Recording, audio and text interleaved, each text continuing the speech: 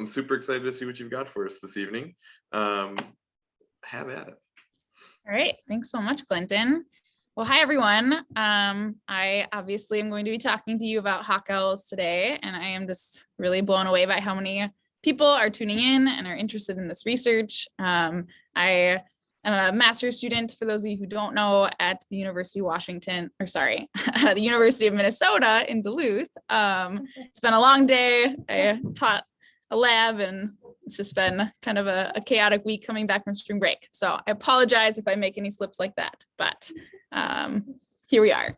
So I am doing my master's work on northern hawk owls and looking at their winter ecology and movement. And a big part of that is using satellite transmitters to track those movements. So with that, I hope you're interested, and feel free to jot down your questions and ask them at the end. I will have plenty of time to address those as they come up. So before we get into the nitty-gritty details, a little bit about northern hawk owls. They are one of the least studied birds in North America. So they are just a low density species that is hard to find and hard to monitor in terms of their population, their breeding success, things like that. And they're just a hard bird in general to study because of what habitats they are found in. So they're in, remote areas, not a lot of roads necessarily near those areas. So again, just kind of one of the least studied birds that we have in North America. They are eruptive, and that term in terms of birds means that there was a huge boom in a breeding season that was followed the next year by a prey crash. And so there are a lot of second cycle birds that are in search of food and go farther and farther south, kind of away from their normal typical range. And we call that an eruption. That did not happen this year. We were sort of hoping in terms of the timing that we might see a few more hawk owls coming down further into northern Minnesota. But birds are going to do what they do. So we did not see that this year. There's potential for that to happen in the future. The last really large eruption that happened was back in 2004 and 2005, where there were hundreds of hawk owls in northern Minnesota, which was really cool to see. But so they're eruptive, and they're also nomadic, which means that they don't necessarily have really high site fidelity in terms of where they breed or where they winter. So they're sort of roaming areas in search of food, in search of habitat. So they are definitely a nomadic species, or so we think. And their winter ecology is just largely unknown. So there's a lot of anecdotal data out there of people observing individuals and getting some really interesting observations, but there isn't really a lot of actual research that's been done on their winter ecology.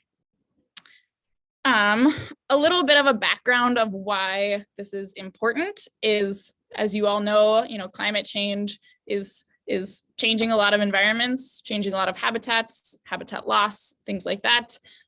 So northern hawk owls are a climate sensitive species, and the National Audubon Society has created these awesome climate maps that basically show the potential for habitat to change over a 3-degree increase over the span of about 80 years. So on the left-hand side, I don't know if you can see my mouse, but on the left-hand side is right now. So this data was taken, I think, from 2020 or 2018 to 2020, but showing their stable population in yellow. So it's basically mirroring the boreal forest. And then if you look on the right side, this is showing the breakdown of a 3-degree increase overall, which is, a significant increase in temperature. But if that does happen, 72% of the hawk owl's current range will be lost. So all of that in red, it won't be suitable for hawk owls any longer. They will be gaining 52% in that blue back as they, recede farther and farther north. But the tricky thing is, as some of you know, up in sort of that Arctic tundra area, there aren't a lot of trees and there's not a lot of sustainable habitat. So it is sort of a critical time for these birds because a lot of their normal habitat potentially could be lost due to that temperature increase. So again, just giving you a little background onto why this research potentially could be important. And these maps are specific for the winter, but their breeding maps in the summer show a similar kind of trend of losing that range, which would be really sad because, that's all of their range in Minnesota. So in, 80 years, we might not be able to see hawk owls, kind of near where we live. Again, a little bit more background into past research. So there has been quite a bit of research done on their kind of summer and breeding movements and habits. There was a study done in Finland in the 80s that did track some birds using sort of handheld trackers to see what their summer home range looked like. There was some breeding habitat analysis done and looking at how fires and different harvested plots kind of changed, sorry, I lost my train of thought, changed sort of the probability of finding hawk owls in those areas. There's some limited anecdotal winter evidence of birds having, sort of a set up territory in the winter. But again, that was just based off of observation. There is pretty good evidence for smaller harvested plots being really good habitat for hawk owls. They are edge specialists, so they tend to kind of use the edges of burns or harvested plots or areas like that to hunt. So that is, definitely something to think about of how that, translates to their winter hunting success and territories. And then just some information on, the overall species account of what they look like, where they're found, things like that. So again, just a little bit of a rundown of some background research that has been previously done. However, that has led me to kind of create this knowledge gap where there has not been a lot of literature on kind of the winter microhabitats that hawk owls tend to stick to or prefer potentially in the winter. Their winter foraging habits, and then their winter diet. Again, there's some anecdotal evidence kind of pointing towards some parts of this, but it hasn't been shown really in the literature. So what do all these gaps have in common, right? I'm looking at winter. Again, this would be a point if I was in person where I would, be able to hear from you. But yeah, so I'm sure you realize that winter is sort of this area that we really just don't know what these birds are doing, when they're doing it, and how they're surviving in these conditions. All right, so sort of boiling that information down, there's sort of three main questions that hopefully my study will at least start to answer. One is, what is the winter range of northern hawk owls, and do they have microhabitat preferences? So are they, sticking to, 1 by 1 mile plot, or are they roaming around for, many, many miles and finding food that way? And then do they have sort of these preferences for, coniferous forest versus deciduous forest versus a farmstead where they might be getting, a lot of food by tractors moving around and disturbing small mammals. So trying to get an idea of what that looks like. If their prey selection becomes more diversified in the winter, so that's sort of a secondary piece of my research, looking at if their prey is expanding from small mammals to potentially birds. So if we can see that in some of our methods. And then lastly, if a species distribution model, so looking at a type of model based off of the presence of these birds, can accurately predict what their microhabitat preferences are of individual owls and how that will change with things like temperature or snow depth or forest stand type or things like that. So those are sort of the main key questions that we're trying to answer. In terms of sort of what I think might happen, and again, I don't know, that's why I'm doing this, but these are the hypotheses that I've come up with. So in terms of their winter range, I'm hypothesizing that hawk owls will have a different home range than their breeding range. This, might be true, this might not be. From our transmitter data, we can see if birds are sticking, to one area, both during the winter and in breeding, or if they're potentially, staying in one place for a couple of months for the winter, they found a good prey source, and then maybe going north or going south to breed. So that'll be a really interesting question to answer. Looking at their habitat use, so predicting that hawk owls will preferentially choose coniferous microhabitats with openings from either bogs or harvested areas or fires, and comparing that to maybe more dense deciduous forest and seeing, where these hawk owls are spending more of their time.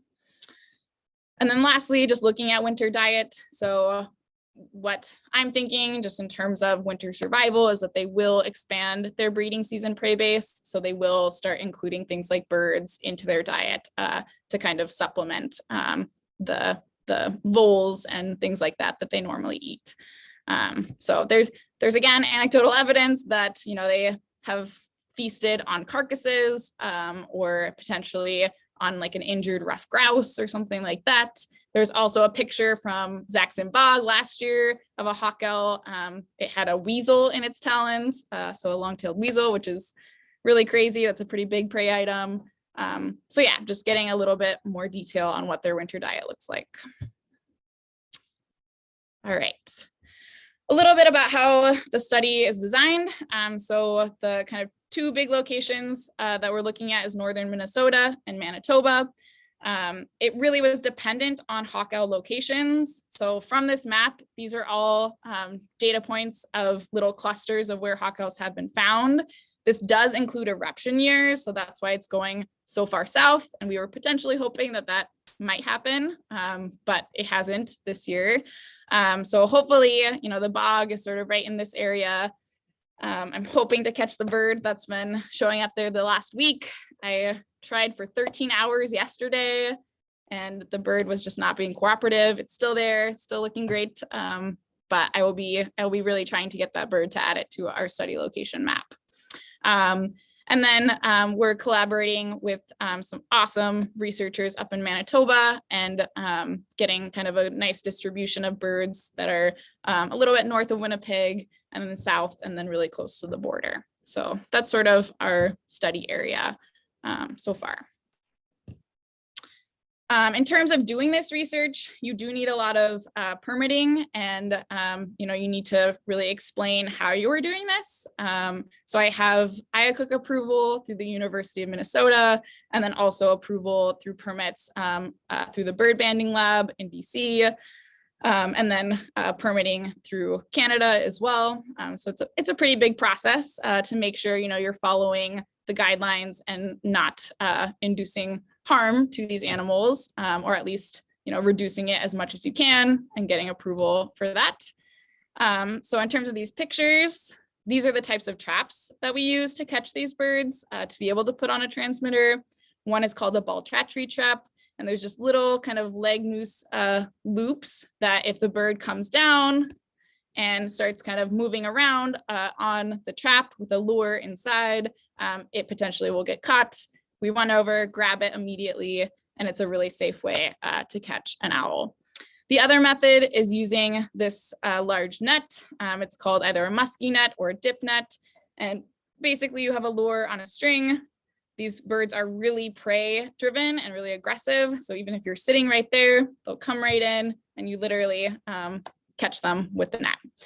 So that's sort of the trapping process. We're taking morphometric data. We're putting a little aluminum band on the bird that has, a 9-digit code, kind of like a social security number, to identify the individual. And then we're taking some swabs for getting some prey DNA off of those swabs, and then also putting on the transmitter. Another detail from my permit is we are taking a really small blood sample. So we will be able to tell the sex of each bird, which could be really invaluable data to see if there are male-female differences in terms of their winter home range, how far they're going, things like that. So that's a little bit about the process. In terms of the technology, it's pretty cutting edge. So this is really the smallest unit that can take this amount of detailed data that exists. And so I want to give a really big shout out to cellular tracking technologies for being able to develop this and let this research actually happen. But a little bit about these units. So there's cellular units or satellite units. The difference between these is that the cellular units are checking in to actual cell towers. So, cell towers used by cell phones, there's Canadian companies, US companies, doesn't really matter, but how we are actually getting the data is through the cell tower connection. So the bird does have to, fly through or be sort of near a cell tower to actually get those fixes coming in. However, satellites are still being used to actually take the exact location of each bird.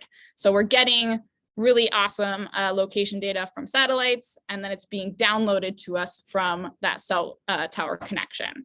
And what that allows for the battery life and then the technology is that a lot more fixes can be taken because it's not having to communicate with a satellite, which is much farther away. So we're getting between 12 and 24 fixes 3 times a week, which has just been really amazing to actually see this technology working in these types of conditions.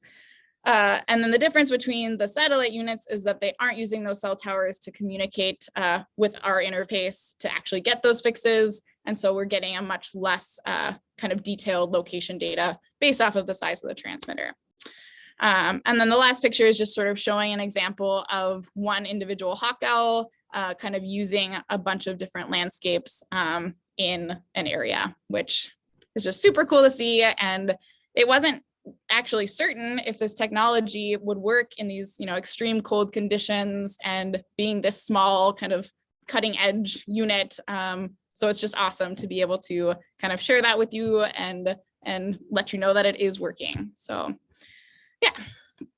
All right. The next few slides are actually going to be just a couple of videos. I thought it would be great for you all to just sort of see what this process looks like in, real time. So just go ahead and hopefully these will work. We did briefly test them out. All right. So this is a northern hawk owl, and it's getting a little backpack transmitter. So what we've done is we've put the harness over the front and sort of fitted it to the spot on its back where it's loose enough that, it still has some flexibility, but will stay in place. And so now we tied some knots, and I'm going to go out and let the bird flap to make sure that there's no impairment to the wing. Okay, so in the next video, we'll show just that flapping process. I will tell you that the birds, they're outside, they potentially think they're being let go. So they do get, excited about that potential. All right, so now we're gonna just make sure it can flap and see if it's kind of symmetrical on both sides. Definitely ready to get going, but it looks like it's flapping fine. So now we'll just go ahead and finish up sewing the transmitter, gluing it, and get this bird on its way. All right. And then lastly, this is the moment that we can do a sigh of relief. The bird flies off fine and, is able to kind of resume its normal daily movements.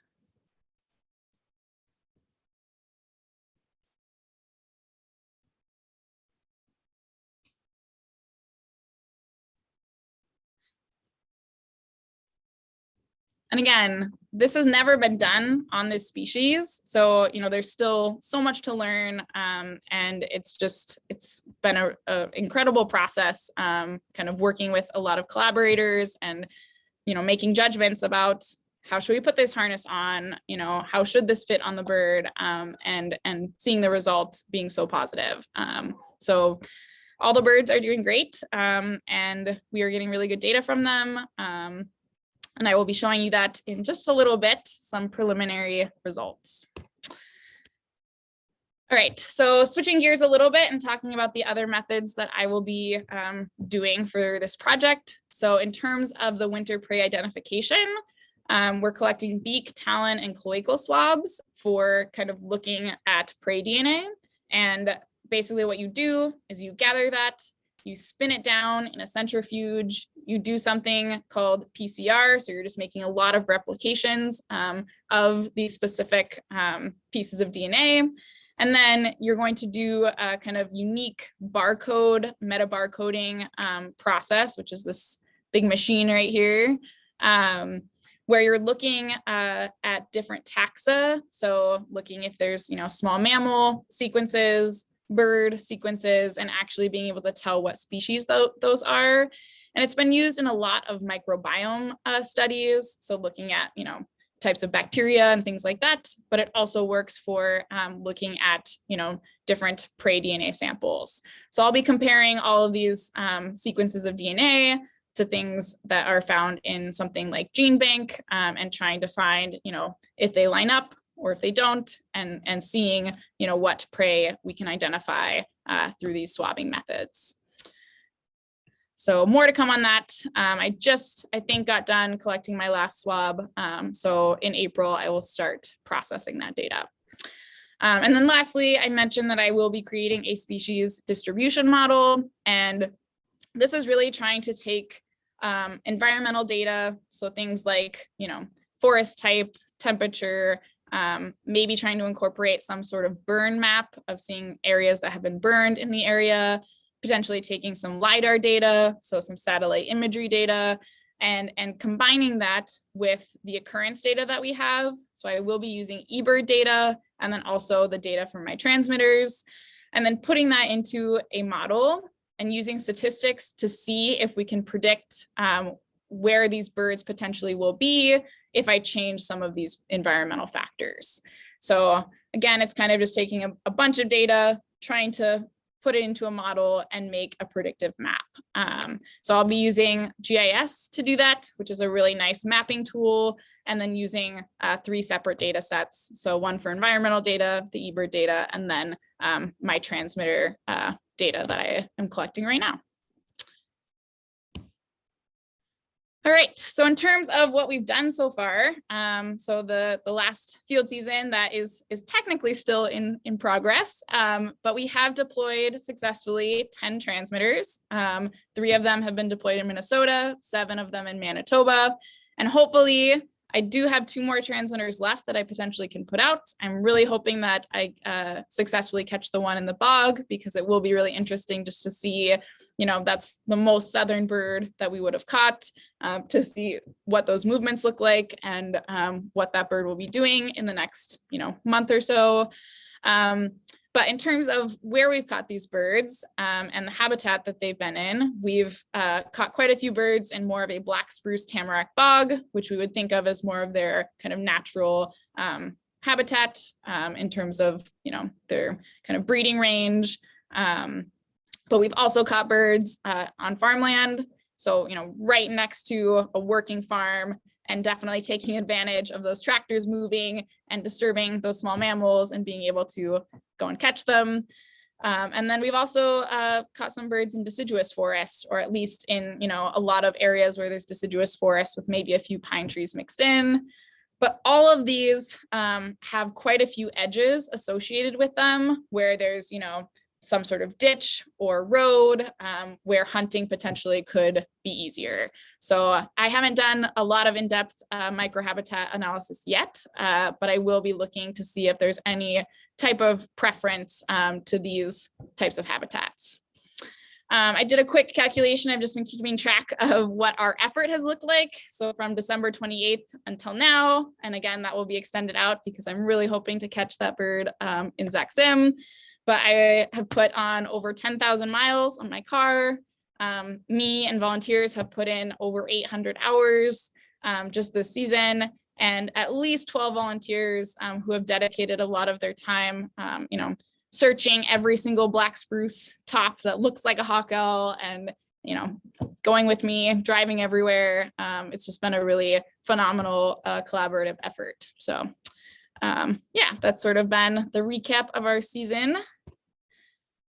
And now in terms of the preliminary results. And again, I'm still actively collecting this data. So, this will look much more polished, come next year.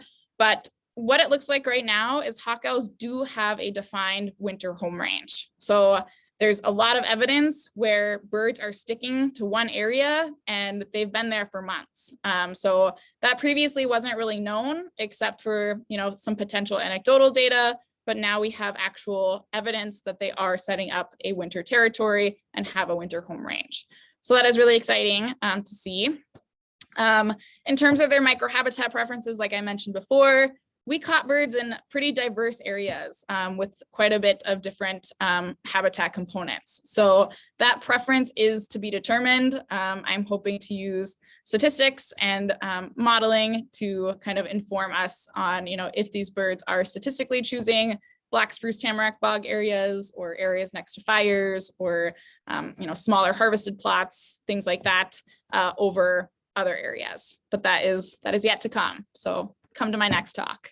And then one interesting thing, which we don't know for sure yet, because I haven't gotten the blood samples analyzed, but it does look like there's potential for male-female differences in terms of how they're using winter habitats. So the bird that is in red weighed about 50 grams lighter than the bird that's in blue. So we would assume that that's a male. So in terms of owls and raptors, most of the time there's sexual dimorphism where the male is smaller than the female. And what you can see is that they both are setting up these territories that are not overlapping very much. And I just checked in today, and the male in red has actually extended its territory farther down, kind of in the left-hand side of the map, if you can't see my arrow, has been moving around much more so than the female, which has really stuck to this kind of small, 200 by 200 meter area. And there's over 1,000 GPS locations for these birds. So that is really fascinating to see.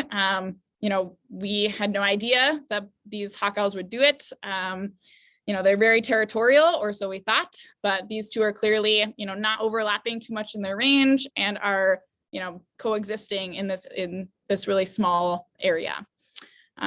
So yeah, that again is, really novel information that we just previously did not know. And then in terms of just what these broader impacts could be, this type of data could inform some land management decision.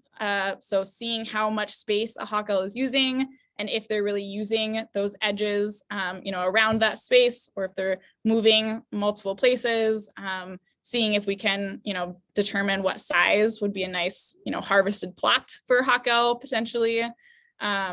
Also just looking at sort of novel life history of a nomadic species, trying to, figure out what these birds are doing at, half of their life cycle, right? So we do have some research on what they are doing in the breeding season, but in the winter, we don't really have a lot of information on what that looks like. So kind of filling in those knowledge gaps, and maybe they're not as nomadic as we previously thought. Maybe they do, have these really kind of dedicated home ranges, and with these transmitters, there's potential that we will get multiple years of data. So maybe individual birds are coming back to the same areas. We don't know. So that is definitely a potential for future study. And then just understanding, if birds do have sort of these microhabitat selection preferences, and if that's based off of prey, if that's based off of forest type, if it's based off of something we haven't thought of. So just trying to understand that in a little more detail as well. All right, so just a little recognition of all the field support that I've had this season. Again, there's multiple people that aren't listed or shown up in these pictures, but I've had, a really tremendous amount of support, and everyone who also contributed and bought hawk owl sweatshirts for fundraising, and trying to just get as much information crammed into one season. And yeah, I've just been really blown away by the support that I've received, and then the help of actually holding these birds and getting these transmitters on has been phenomenal. All right. In terms of acknowledgements, I do just want to acknowledge Hawk Ridge Bird Observatory, the University of Minnesota, and the Natural Resources Research Institute. A lot of people in those organizations have really helped me get to this point. And then in terms of funding, this wouldn't be possible without grant funding from Friends of Sax-Zim, huge shout out there. And, all of these people that are listed, and then all of you who contributed, a big portion of that through my Hawk Owl fundraiser. So again, just huge thank you to everybody up on the screen. And of course, those who are not up there, thank you as well. All right, so I think I did blow through that pretty quickly, but if you guys have questions, I see that the Q&A has kind of been blowing up as I've been talking, and my email is listed there if you want to jot that down to ask me further questions later on. That would be great too, but I will go ahead and open it up to any questions you all might have. Awesome. Thank you, Hannah. So yeah, as we kind of run through questions, folks, keep typing them in. We've got a nice slate right now, so be ready. I'm just going to take the first one first because it is sort of tangential to the presentation, but all these presentations, so the recorded presentations or otherwise, they're up on the website. So if you go to the Friends of Sax-Zim's website, there's a little tab that says videos. And if you click that video tab, it'll bring you to where you need to be. So that's the easy place to find all this stuff, this presentation and past presentations as well. I think we've answered this question, how many owls you are tracking. I'm thinking this question is from transmitter wise, but are there any other owls potentially that you're looking for and hoping to ban because you have extra transmitters? Yeah, so great question. And we have actually put on 11 tags total, but one of them did fail, which is typical with this type of research. These are really small, compact units, and it is, one of the first projects that they've been tried out on. So, with one unit failing, I'm pretty happy with that success rate. And then, yeah, we are trying to put out 2 more. So 10 are being tracked right now. And there's a bird obviously in the bog that I am really hoping that we get. And there is one farther north up near the Roseau area that we potentially might try for as well. But if we don't get those out, the transmitters will last until next season. So we'll be putting those out then if that is the case. I will say my field season does end April 1st, just because we are looking at winter movements. So even the data right now, it's not necessarily going to tell us some of these questions that I'm answering, but for next season, hopefully it would be able to. So great question. Sticking with transmitters, how much do these transmitters weigh?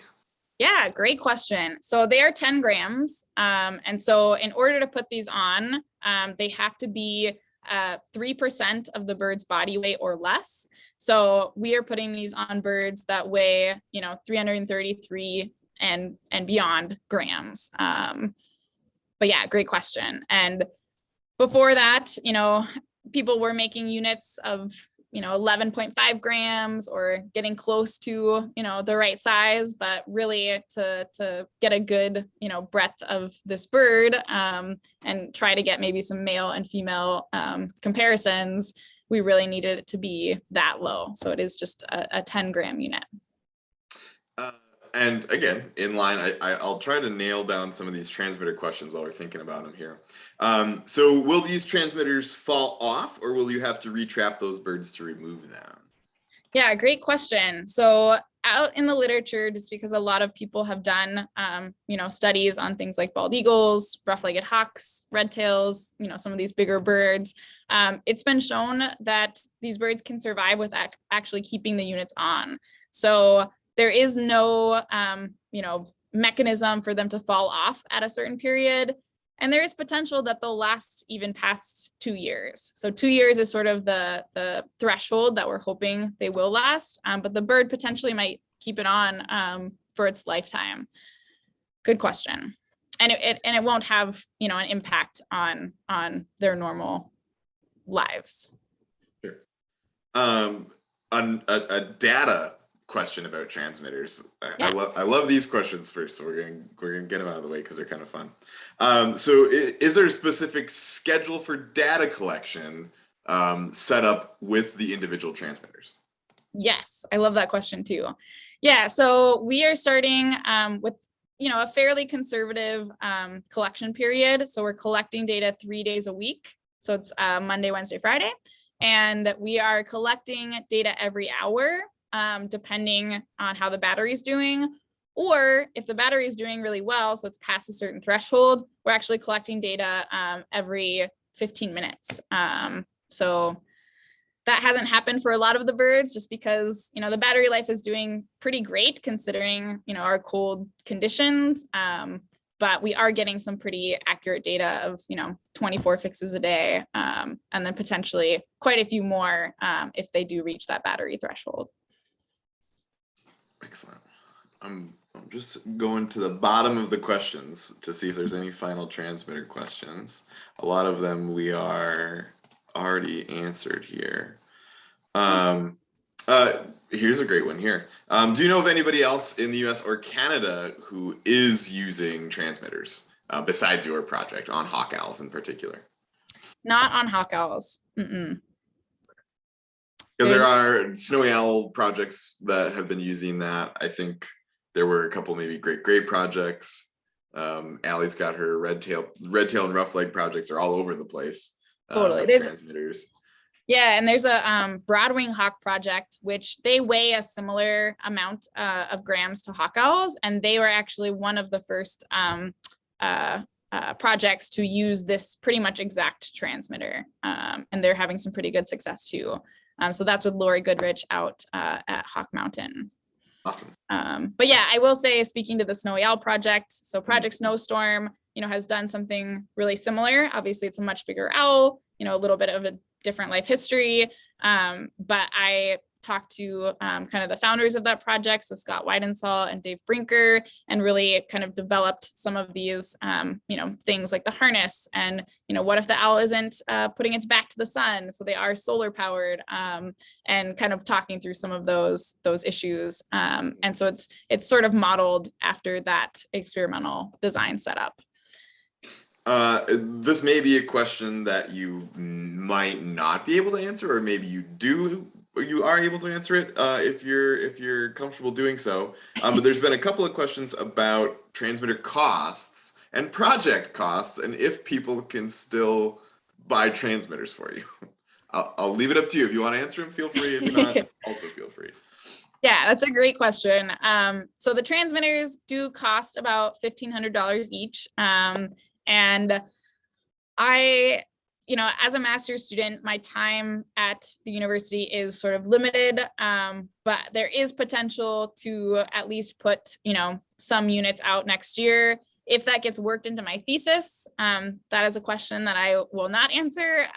There's potential for that, but I'm really invested in this project and do really want to learn more. So if you are interested in donating, please send me an email, write that one down, and we can definitely talk about that in the future. Excellent. Thank you. Yeah. All right. So we'll get into some of these. But I think the last transmitter question, I think I've found them all. So it sort of speaks to the remoteness of a lot of these birds. So the question is, since you've been working in remote areas, how does GPS work with distances from towers? So sort of what is the reach, I think, of the transmitters? Yeah, that's a great question. And I don't know the specific reach, like distance. But what I do know is that I am constantly checking to see if the area does have some sort of cell signal around. It might not be a great cell signal, but if there is some sort of cell signal, that is when I feel comfortable putting these transmitters out. And generally in the winter, it does seem like we are finding these birds in potentially, I shouldn't say, I know this for a fact, but in areas, along roads that we can, detect with our eyes. We can have our traps out. I did do some snowshoeing, but most of them have been in areas where there is some sort of cell signal.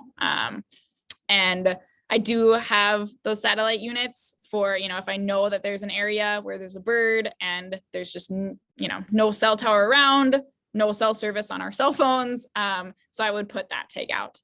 The caveat with those tags, though, is it does have an antenna that's fairly long. And what Project Snowstorm sort of guided me from is that those can be chewed off. And because hawk owls are a very aggressive species of bird, that gave me, a little bit of worry of, if that happens, if that kind of wire tail gets, messed with, we wouldn't get any data from that bird. So yeah, it's definitely, there's pros and cons to both. And there is potential that some of these birds, go out of service and don't come back. And unfortunately, we would lose out on that data. But, right now, it seems to be working really well. There's a few birds that we haven't heard from in, a week or two, but we're hoping they check back in. And that seems pretty consistent with a lot of the people I've talked to about their transmitter work, where if a bird does go out of cell service, I can still see that it's taking those GPS fixes because it is still using satellites. And then, once it comes back into cell service, we'll get that backlog of all of those locations. Hopefully that answers your question, at least a little bit. But I will definitely look into sort of what that actual distance threshold might be. Sure. Another transmitter question popped up, but this one found my eyes first. So there is that weight limit, right, for birds. So this question is, have you caught any hawk owls this year that would have been too small to put transmitters on? Yeah, you guys are just, you're zeroing in on all these great questions. Yes. So our total sample size for the project right now is 19. So a lot of those birds, have been around 310 grams, 320 grams, something like that. And unfortunately, you just have to make the decision not to put a transmitter on, but I am still getting swabbing data from them and a small blood sample to see, what sex those birds are in terms of, male female differences, because there's so much overlap. So I guess I should back up a little bit and say why we're taking a blood sample. Some birds you can either sex by plumage or you can sex by size. But because the hawk owls have so much overlap in terms of male female size, or at least that we can tell in the literature, we are trying to get genetic proof of this is a male, this is a female, and make maybe some assumptions about their size after that fact. Hopefully that made sense. Yeah. I mean, one of my thoughts too is, especially knowing like the really vast differences in sawads, even like smaller owls are pretty close together, male and female wise, but it would be curious to see if you'll get a pretty even sample size, even if you have to limit that low end of weight between males and females. So last transmitter question, and then we'll get to some natural history questions. Well, have you ever thought for using modus transmitters for this project? Or are there just too few towers in the project area to make that a useful tool? Yeah, another great question. So modus has been used a lot in either looking at, really local dispersal of birds and doing some handheld, tracking of birds with modus tags, or it's been used with highly migratory species. So trying to see, if a bird would fly over a tower and be able to detect that. And like you kind of alluded to, the density of towers is super important to actually get sort of those detections. And that just isn't the case in sort of, the Midwest and Canada. And it would take the bird, flying, I think it's within like 30 to 60 meters of the tower. I could be wrong on that, so don't quote me on that, but fairly close to the tower to be able to even get a detection. And so what I'm trying to do with these remote tracking units is getting, really detailed data of what they're doing, in one day versus like just flying over a tower, if that makes sense. But it's definitely a good thought. And if there was just, modus towers everywhere, I would totally be down for that because they can be a lot lighter in terms of the size of the transmitter. All right, so some natural history pieces. Couple of questions about nesting season. So what sort of information do you have there? There's a couple questions about male, female wintering territories. Do they share those territories? There's a couple questions about just seasonality of their nesting season. What can you say to nesting season with hawk owls? Yeah, great questions. And I am by all means not an expert on hawk owl nests. But right now is a time when, males are setting up territories and trying to advertise with their mating call. And, they're definitely trying to, pair up and start the process of mating. So, we're in March, that potentially could go into April. And then I think birds really, start hunkering down, getting more prey, maybe starting egg development in, let's say, May or something like that, and then having young in June and July, and then I think a lot of birds fledge in July. But again, I'm not an expert, and there could be a lot of individual variation.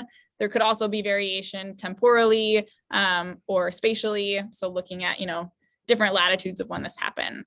I will say that there's definitely instances where hawk owls do nest in Minnesota, and it has even happened at Sax-Zim Bog, but there is no established breeding population of birds, of hawk owls in the state of Minnesota. So there's no actual established annual breeding population of hawk owls in Minnesota. Hopefully that answers some of those questions. I wasn't sure exactly. Yeah. I think you touched on the bulk of those questions. And added a little bit more too. So a couple of diet-based questions, mostly on sort of what is the preferred diet, and has there been any work looking at sort of minimum amounts of food that needs to support them, and if that also relates to how widely they have to range. So again, sort of a diet question, and if that relates to some of this nomadic behavior from these birds.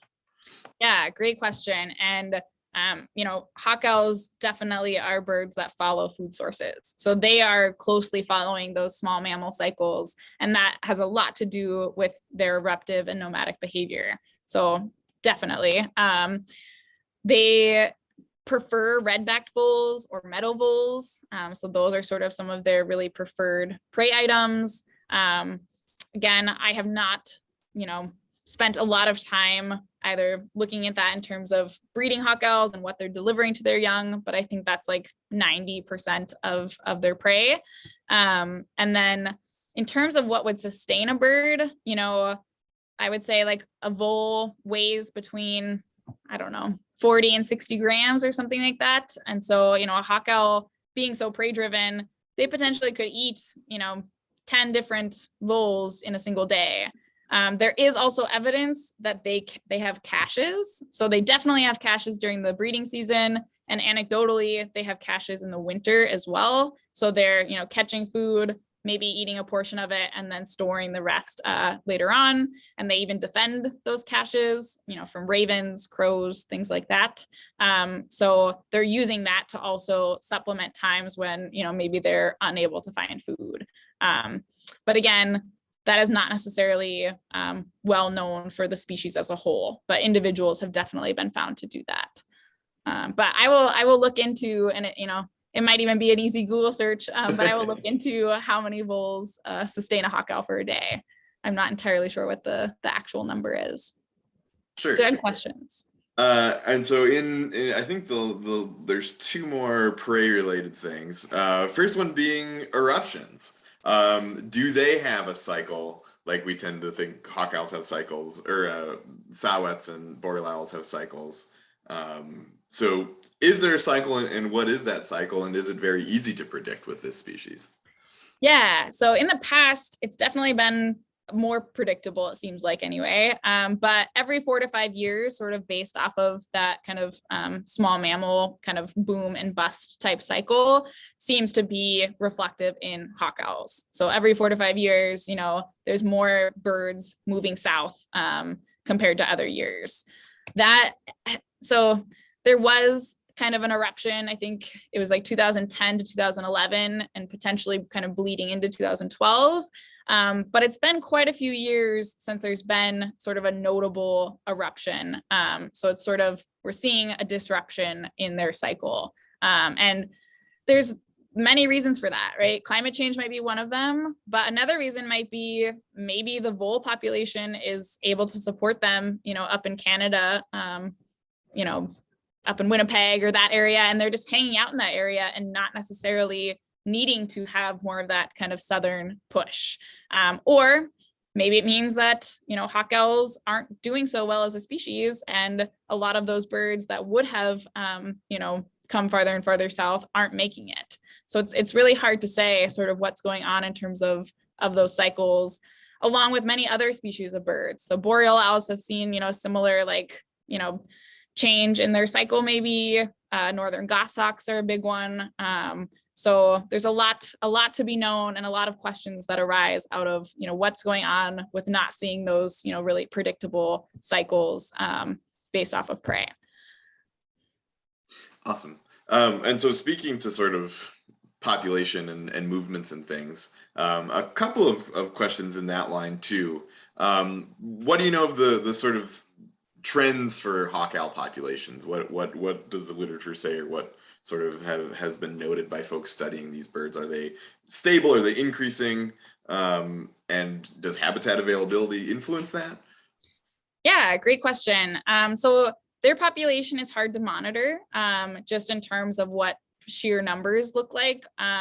I think overall their populations can range from 50,000 birds to 100,000 birds in North America.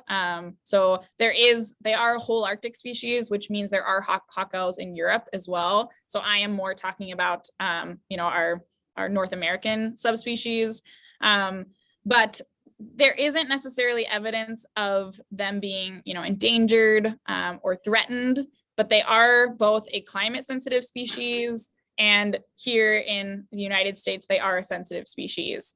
So again, there's estimates that they are fairly stable, but it's really hard to tell, year to year if that's actually happening or not. And one way of looking at that is things like the Christmas bird count. So seeing, how numbers over time, back to 1901, when that started happening, seeing what that looks like.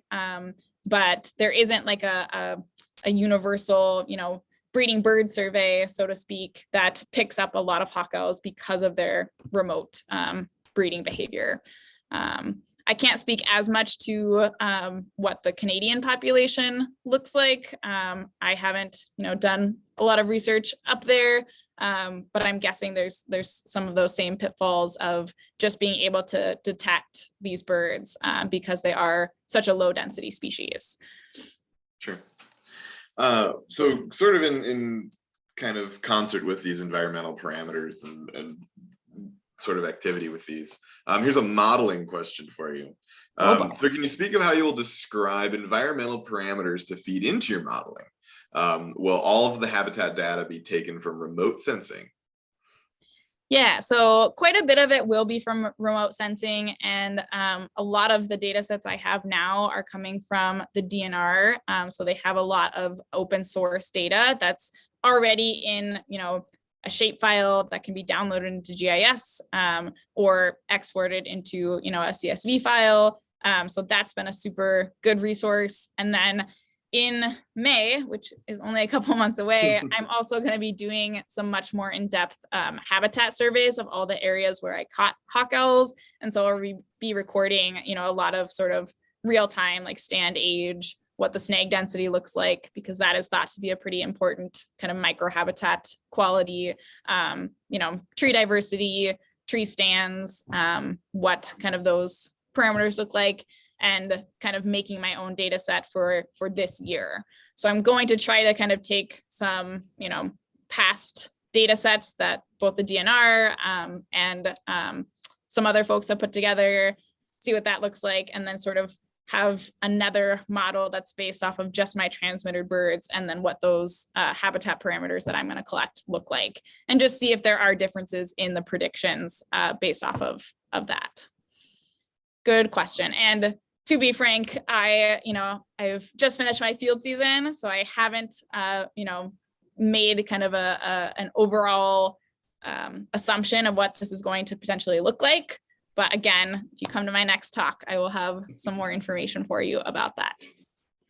Awesome. On to the analysis phase. Yeah.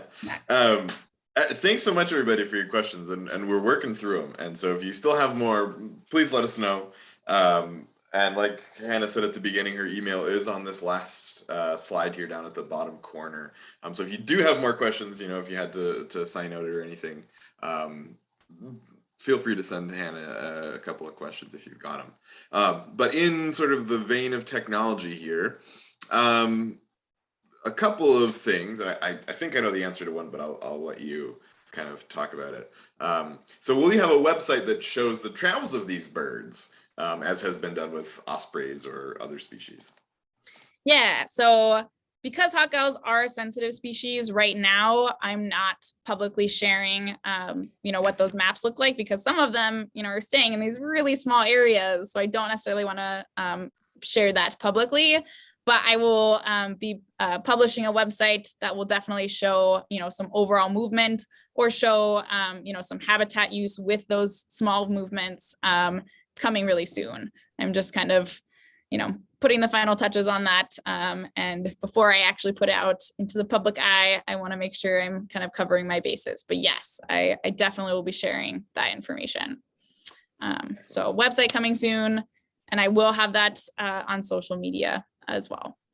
You've been posting some updates on Instagram. I think you have an Instagram account for your project, I believe. Yes, and I will admit that I'm a little bit of an old timer and haven't quite figured out all of the facets of Instagram. So I haven't made a ton of posts, but I've been busy with my field season and grad school and teaching and things like that. But I am going to put some more effort into updating you all on what's happening with these birds. So definitely check that out. It's the banding code for hawk owl. So it's NHOW project on Instagram if you want to go check us out there.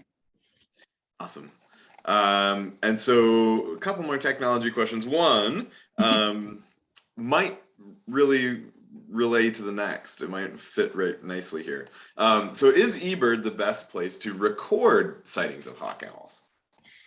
Yeah, so if you're out there and you see a hawk owl, eBird is a really good place to put that observation. They are masked, so if you've used eBird, you can see that it won't show the public, the exact location of that bird. There'll be sort of a big kind of area represented by a kind of a purple square. But I have an agreement with eBird, so I had to submit, my proposal to them, this project where I can get that location data.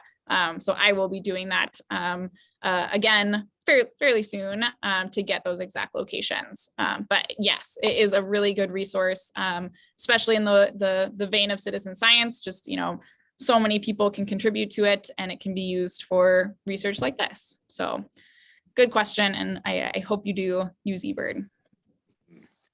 So that might play into this question of how did you find those 10 birds to put transmitters on?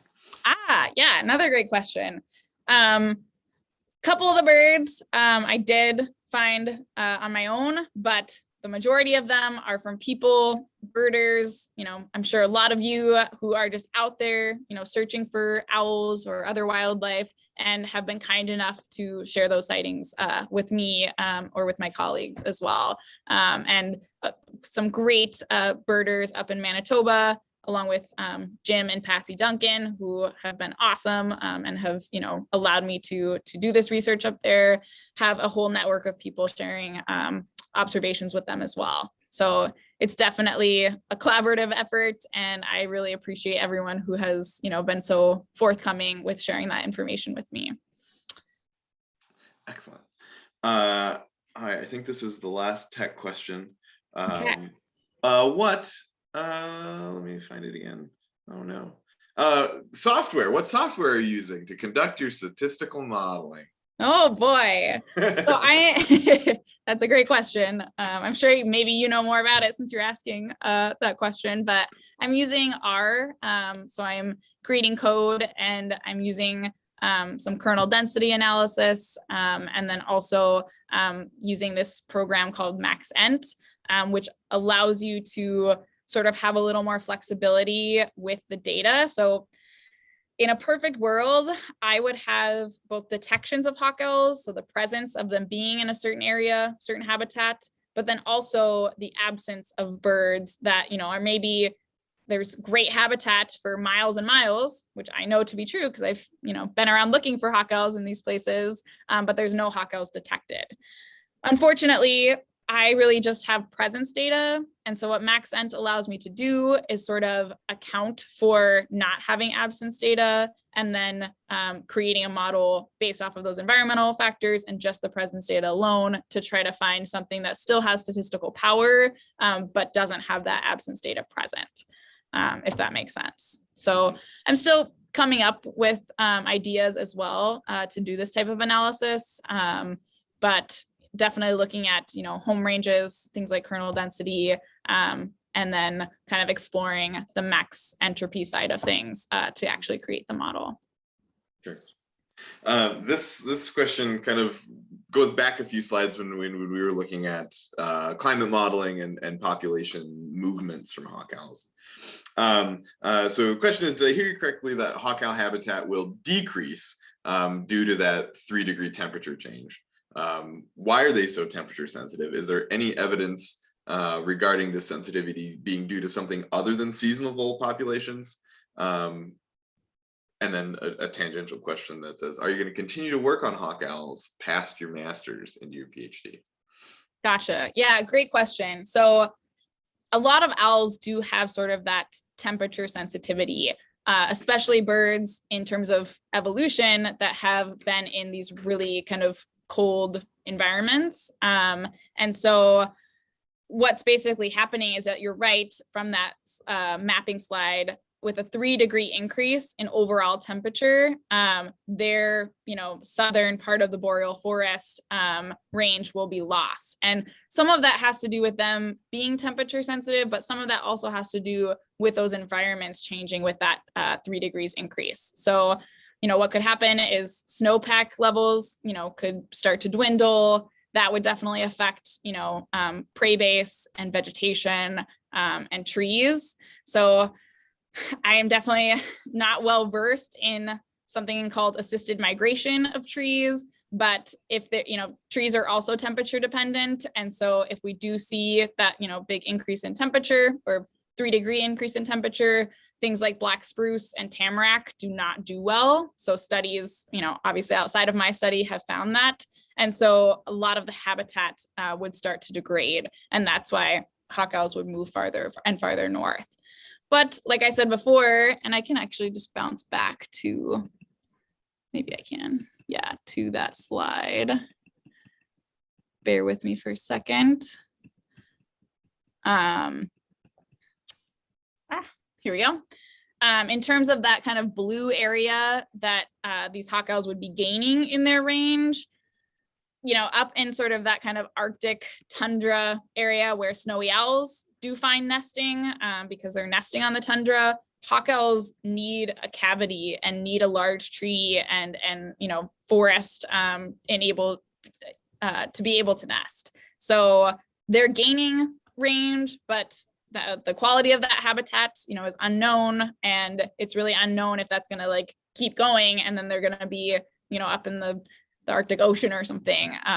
So it's definitely troublesome to think about. And, this is over, 80-year time period, but that's not that long in the grand scheme of things. So if that temperature does increase, we could potentially see, 72% of their boreal forest range being lost.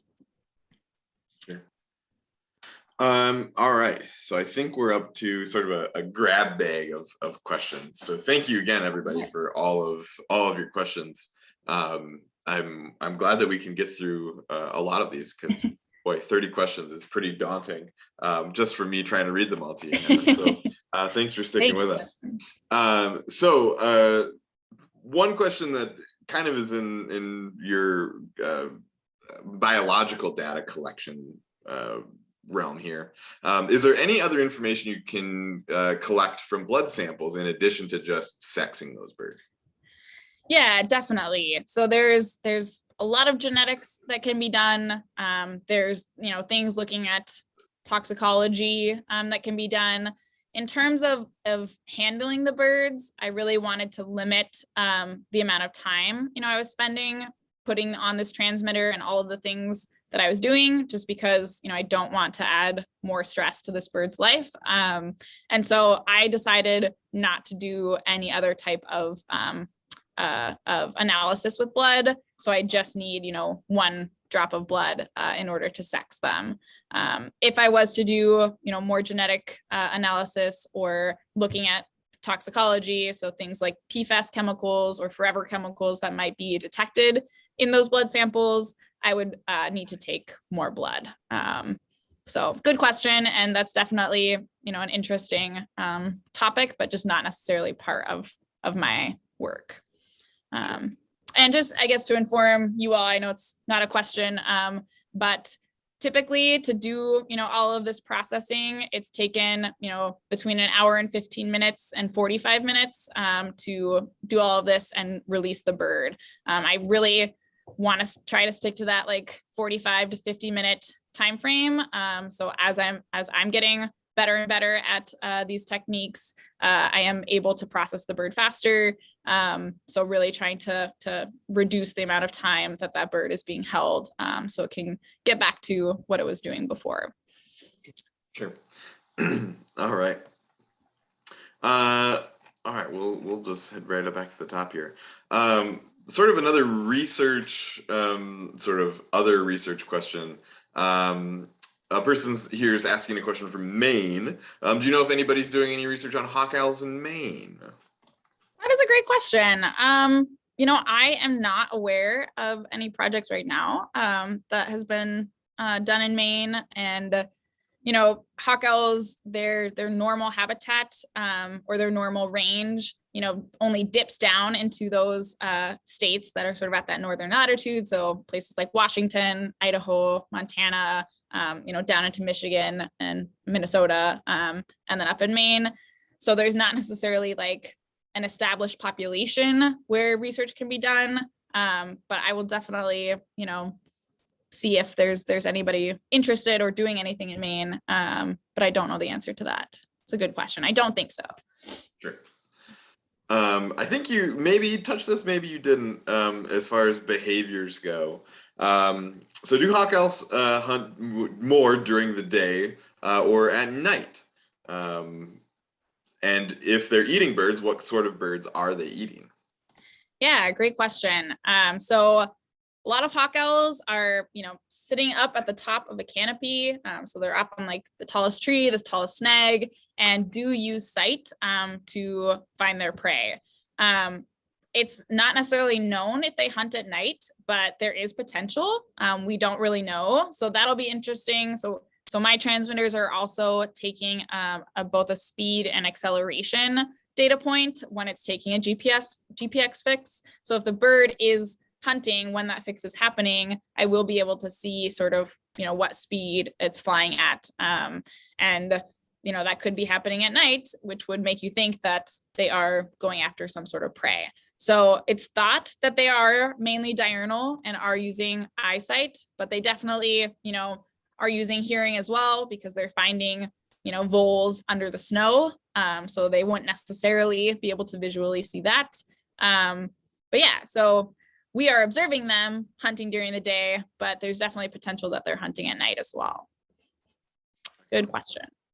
I think in the last one I have with maybe some behavior things, have you found any pellets from these hawk owls? Yeah, so I've collected one pellet so far. Surprisingly, it is very difficult to find pellets, especially from the owls that we've captured. And a lot of that has to do with, just being there and seeing them cough up a pellet and being able to go search for it. So I have successfully have one, and it's in a freezer that I definitely will be analyzing later on. And I'm hoping to get a few more. But that was sort of, a pilot idea of, if we could find a bunch of pellets and analyze the prey that way, that would be another indication of what they're eating.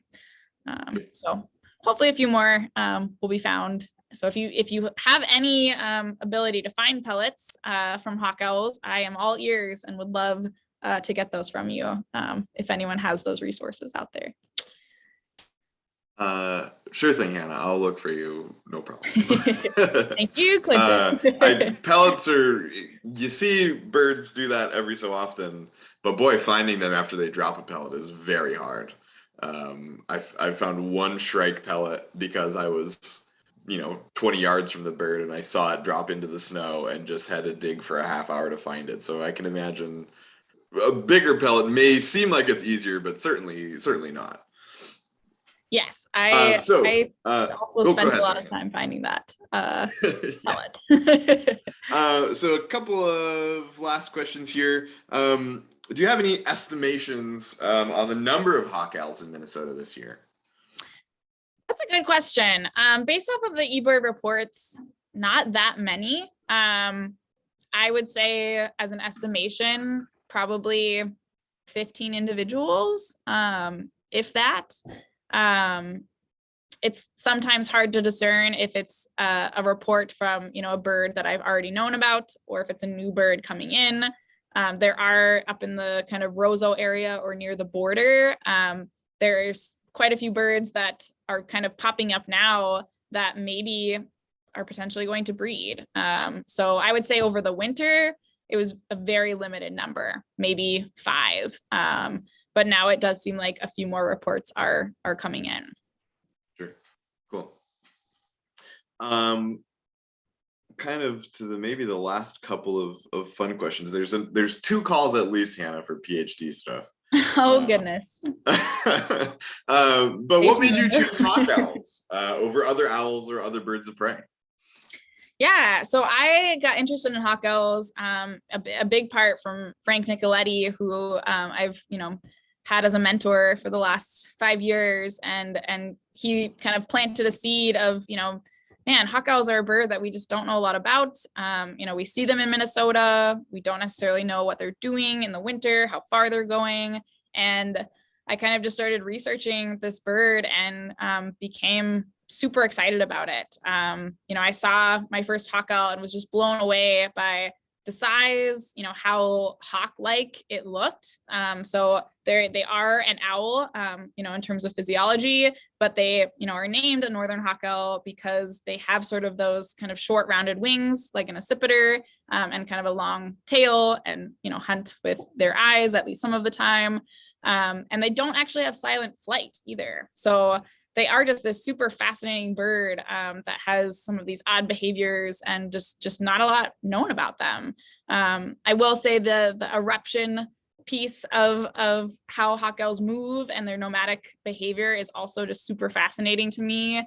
And yeah, I definitely, after my master's project, will not stop looking at this data and trying to figure out what these birds are doing. So really great question. And I hope that gives you an answer. Yeah, absolutely. All right, the last couple of questions.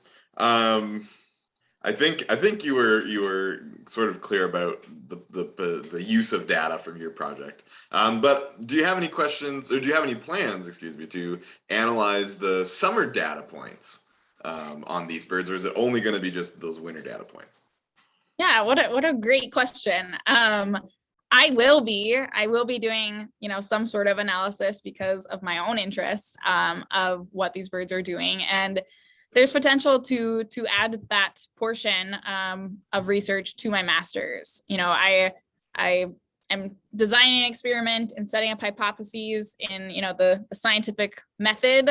But in terms of sort of exploratory research, it's not necessarily frowned upon, if you find this really cool result to then, kind of ad hoc add it to your thesis because, you didn't know that you were going to find that information. So yes, I will definitely be looking at that data and seeing what we find. And I will not be sharing nesting locations just because, again, this is a sensitive species, but I will share as much information as I can with you all once I finally sit down and work on it.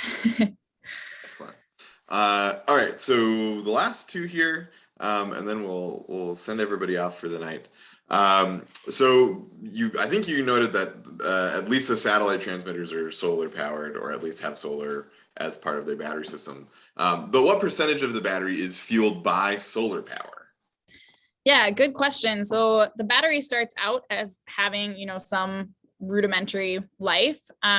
But after a certain amount of time, the solar power is sort of the one thing that's able to recharge that battery. So, right now, staying at that threshold is because those owls are staying out in the sun and getting solar power.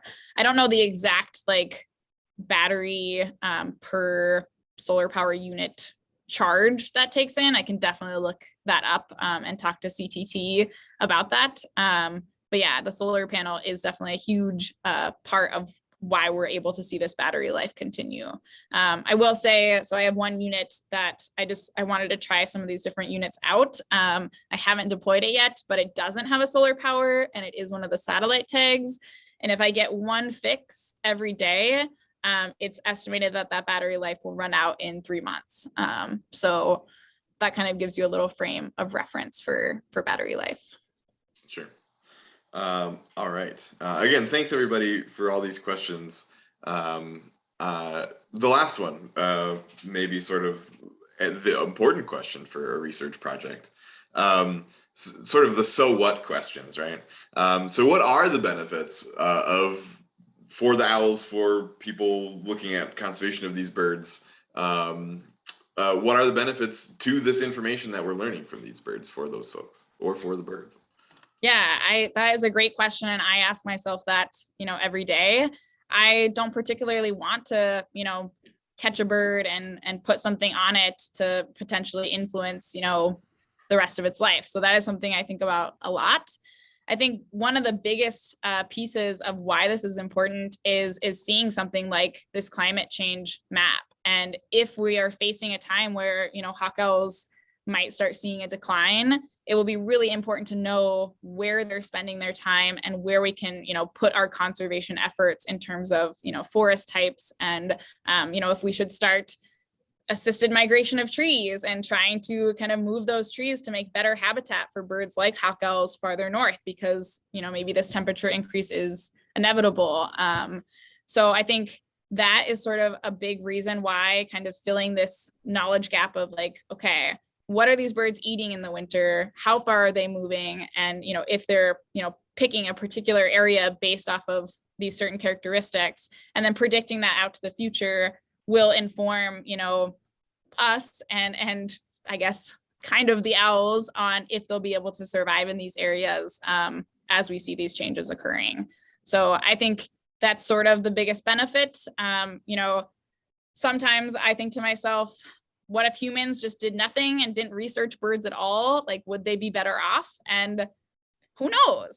We're implementing what we think potentially is going to help these populations. And what I'm doing is hoping to kind of put, some numbers and some modeling behind a species that just isn't well known, and maybe some attention on this species in order to preserve its habitat and hopefully see, what it's using during these times of its life cycle. So really great question. I could go on and on about that. I struggle myself with things like this, putting units on birds and seeing what happens. And sometimes the technology fails, and that doesn't feel great, because it's okay, now this unit is out on a bird and, it's not actually collecting data.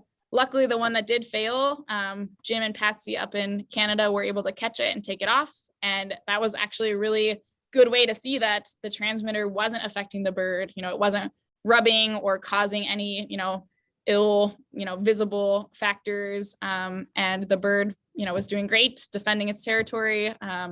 So again, yeah, great question and really important to think about when doing stuff like this. Awesome. Well, Hannah, thank you so much. This was a really nice sort of end to education season of seeing all you've done this winter and what we hope to see more of going ahead. I think this is just a super exciting bit of data, especially for a bird that like you said, nobody knows a ton about this bird. And so filling in those gaps are super, super important. And it was wonderful to hear the work you've done so far. Folks who joined us and stuck around this long, thank you so much.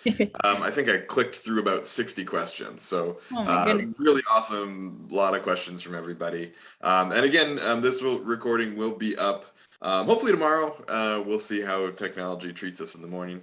But we should have everything up there.